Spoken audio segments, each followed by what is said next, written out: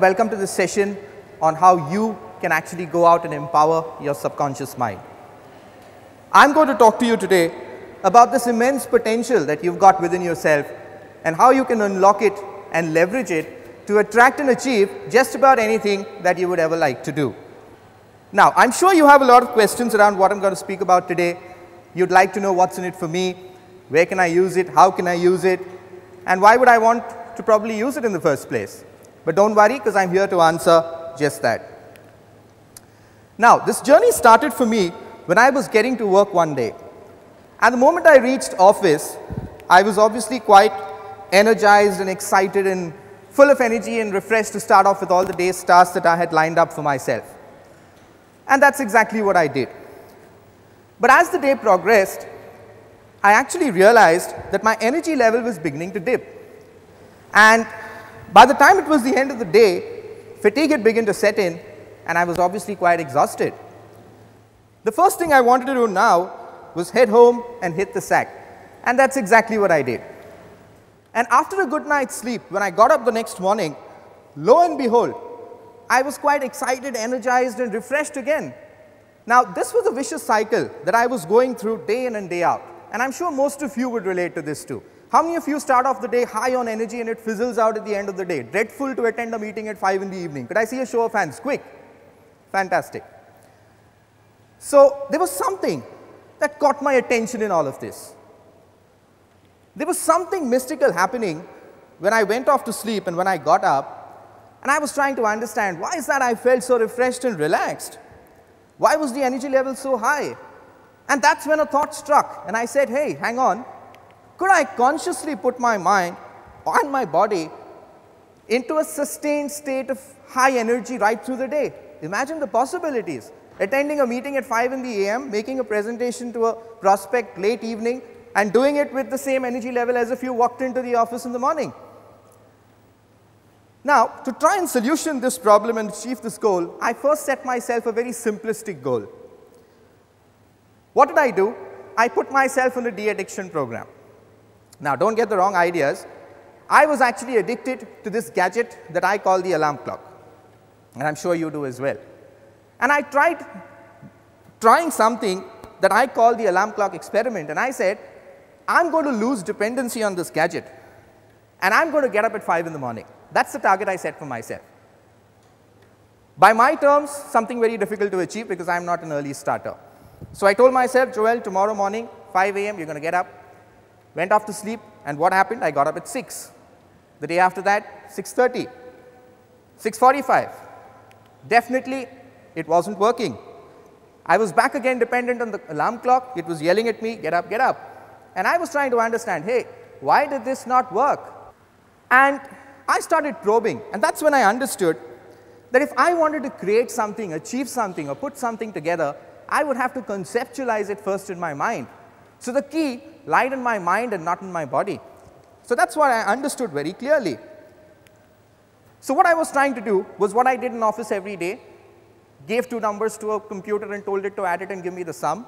I was telling my mind that I wanted to get up at 5 in the morning.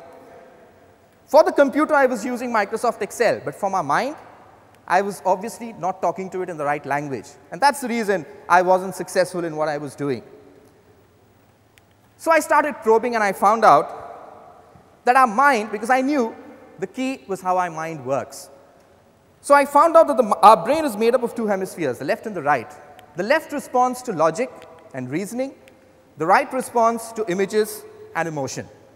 At this point of time, I decided to shut my laptop and put this aside. It was the weekend, so I walked into the Realist multiplex, and I decided to catch the latest movie flick that was running there. Fortunately or unfortunately for me, when I went there was this 3-dimensional horror movie that was running. So I booked a ticket, sat in the theater hall. The movie started, people screaming, all of these scary stuff being shown to me on screen, and my hair started standing on end. How many of you have seen a movie of late, a horror movie, and really scared you? Could I see some hands? Or how many of you relate to an emotional scene that you see in a movie and tears roll down your eyes? How many of you? Okay. When I was sitting in the theater, suddenly a thought struck. I said, hang on. That's validation that this concept works, isn't it? The left side of your mind knows that person isn't dying on screen, is he?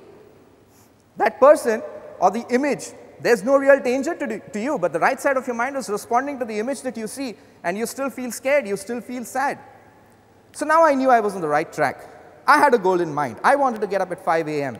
The left side of my mind was very clear because it logically understood what I needed to do, but I wasn't talking to the right side of my mind in the right language, because of which I had the tide running in reverse. And if I wanted to get to my goal, I just needed to turn the tide around and sync it up. I looked at statistics and I found out that we actually use just 10% of the right side of our brain. Thought leaders, on the other hand, use a lot more. And that's where the innovation and creativity really stems from. So I was clear now, in my alarm clock experiment, if I wanted to get up at 5 in the morning, the language to speak to the brain was emotion plus images. But there was still one question that was looming large over my head. What was that? How? What was the technique? I obviously didn't have the budget to hire Ramsay Brothers to create this scary 3D alarm clock movie for me popping out of the screen and all of that. So what do? I started probing deeper, and I found out that our brain actually gives out electrical impulses. It's called brain waves. It can be monitored using an electroencephalograph, an EEG, simple test you can get done at a local hospital. I also understood that when we are wide awake, our brain functions at 14 to 21 cycles per second, and when we are sleeping, it's down to 4 to 7, which means if I needed to tell my mind to do something, it wasn't happening when I was wide awake because I'm preoccupied. It wasn't happening when I'm off to sleep because then I had limited control over my mind. But what interested me was the intermediate state of the mind called the alpha state. Your brain is functioning at 7 to 14 cycles per second. That's the brain rhythm. I started probing again because it was all about validating, was I on the right path? I started looking around. Did I have people who thought alike? And what I found was this unique brain control system, mind control system, that was actually originated in the US, created by a thought leader called Jose Silva. 6 million people actually using it as of now. And he said people who operate at this level are more creative and successful and are able to attract just about anything they want. So I got trained. I actually attended a course from this team who created the system, got certified in it, and started applying one technique that I learned. For what? To solution my alarm clock experiment. I sat up in a chair, got my brain frequency down to the alpha level. That's the subconscious mind. That's when the subconscious mind is active. It's the tranquil state that you feel just before you're about to doze off to sleep. I closed my eyes after getting my mind down to alpha, and I created a mental screen and visualized it in front of me with my eyes closed. I then put up an image on top of it and visualized myself dependent on the alarm clock. What did I do then? I visualized the screen to the left. Why left? Because to the mind, left indicates the future. And that's where I put the solution image. I'm getting up 5 a.m. without the alarm clock. How long did I practice? Just 5 minutes a day. And I backed it up with a very strong belief and mindset, not telling myself that it will work, but telling myself it has worked. That's the kind of positivity I backed it up with. 5 minutes a day, just 1 week. What happened? I started getting up at 5 in the morning. Now I was amazed, and I was skeptical, just like you are right now. And I was asking myself, just like questions that are popping up in your mind right now. Hey, come on, give me a break. This doesn't work. How is this working? Is it so simple to achieve goals? And why did I do it in the first place? So I said, is this going to work for something realistic, something I can apply in my real life? I got back to challenge 2, something larger now, something that had more impact. And I said that I want to maintain sustained energy levels right through the day. For me, it's very critical. I'm sure most of you know I come from the learning and development function. A typical day for me includes standing for 8 hours a day, speaking to people, ensuring they're engaged in a conversation, and I have to do that repetitively, consistently, and a number of times. Which means that when my energy levels begin to dip and I go like this, especially post-lunch, this is what happens to my audience. So now I knew that there was a problem. I applied the technique. I visualized, this is the problem, low energy levels. Mental screen to the left, visualize the future, high energy levels. Now, does it work? I don't know, you tell me, because you're the people who've attended most of my training programs. I see a lot of familiar faces here. Do you catch me dozing off post 2 o'clock? Do you catch me speaking lethargically at 5 in the evening, or do you find me the same way, speaking at 9 in the morning and 5 in the evening? If you do find me the same way, it's definitely working, isn't it? So, I tried to understand what was the science behind it. Was it magic? Was it just some mumbo jumbo? How was it working? And I realized when I probed that everything around us is actually made up of energy. It's called universal energy. Okay? We don't understand it at this point of time. So we typically don't know what it is. Since we are part of the same energy field, we're at the same frequency because you're part of the same medium. And your mind is a gateway that sends out electrical impulses to this medium. Your mind works as an electromagnet, and whatever you send out to this universal energy field actually grows, and it actually gets back to you. So now I knew that there was some logic and reasoning behind this, and that's how it was working.